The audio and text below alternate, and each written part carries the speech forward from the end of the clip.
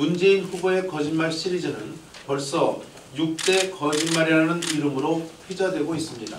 유엔 북한 인권 결의안 대북 결재, 아들의 반칙 특혜 공공기관 취업, 노무현 대통령 일가 640만 달러 뇌물수수, 국가보안법 폐지 압력, 1심의 간첩단 사건 축소, 정계 은퇴 약속 등에 대해 단 하나도 솔직하게 말하지 않고 고마해라는 식의 거만한 태도로 일관했습니다.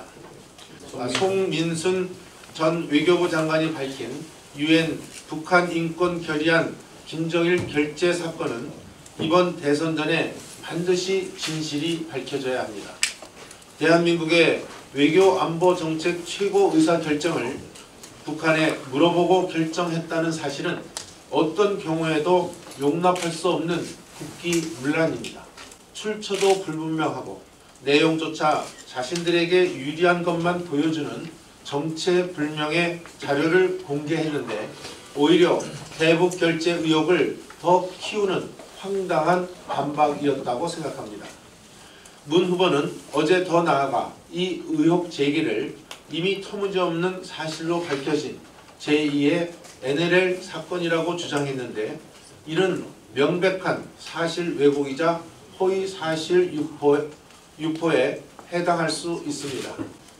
이미 국정원 문건을 통해 노무현 대통령이 북한 김정일과의 회담에서 NLL을 사실상 포기했다는 실체적 진실이 드러났고 이를 당시 의원이 공공기록물 관리법 위반 처벌을 감수하면서도 용감하게 공개했던 것입니다.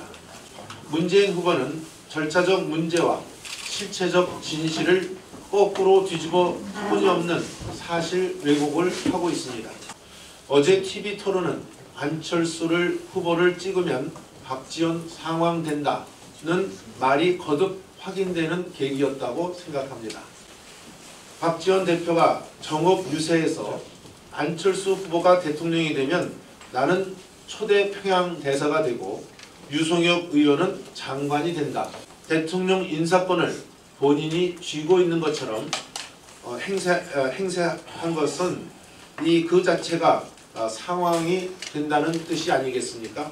북한을 국가로 인정하고 수교를 맺어야만 가능한 이 반헌법적 발언에 대해 농담이라고 말을 하면서 안철수 후보의 국가관과 헌법관을 거듭 드러내는 표현이라고 아니할 수 없다고 말씀드릴 수 있습니다. 아울러 안철수 후보는 사드 반대 당론 변경이